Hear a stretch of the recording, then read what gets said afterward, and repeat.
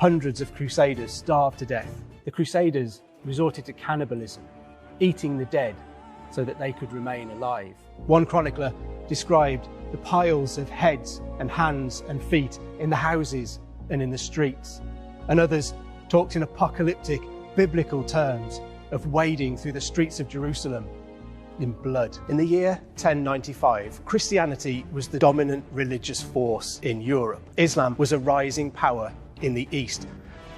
I've come to the Temple Church in London, the base in England of the Templar Knights, who would become so closely associated with the crusading movements over the centuries that followed. A period then seen through a prism of religious duty and glory, but now seen much more clearly as a series of dark moments that have left deep and long-lasting scars on the regions it affected. The Crusaders took the decision to march out against the Muslim army that numbered probably double the amount that they had. Somehow, against all of the odds, they managed to win. The Muslim forces' discipline broke and they fled. The Crusaders wasted time lingering in Antioch. There was an outbreak of the plague caused by their failure to move and the cramped, unhealthy conditions. Adhemar of Lpuy, the spiritual leader of the crusade, died as a result of that plague, and he was buried in a hole in which they'd found the Holy Lance, a relic, supposedly the weapon that had pierced the side of Christ on the cross. The Crusaders continued south towards Jerusalem. Along the way, they laid siege to various towns, some with success and some they were forced to leave uncaptured. During the siege of Marat, there were reports that due to the desperate lack of food, the Crusaders resorted to cannibalism, eating the dead so that they could remain alive. The Crusaders now lacked the resources to effectively lay siege to Jerusalem.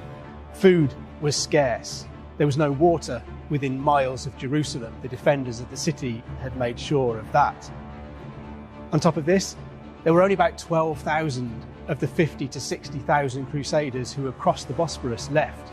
And amongst them, tensions were running high amidst the stress of illness and shortage and squabbling over what might be the proceeds of the crusade to come. They were left with only one utterly unappealing prospect, and that was to take the city by direct assault. In June, they made a first attempt. They made it over the outside walls, but were repelled by the inner defences of the city and forced to retreat. The Crusaders began to build siege engines using timber supplied by English and Genoese ships. The Italian merchant states like Genoa and Venice would grow incredibly rich, securing trade monopolies in return for help like this. A priest had a vision which assured the Crusaders that if they would fast for 3 days and then process around the city barefoot, it was guaranteed to fall to them. They gladly performed this homage to the Battle of Jericho and then launched an attack on the city. They attacked on the 13th of July, and it took until the 15th of July to penetrate the northern defences. But as soon as they did, there was a panicked response throughout the city, and Jerusalem fell.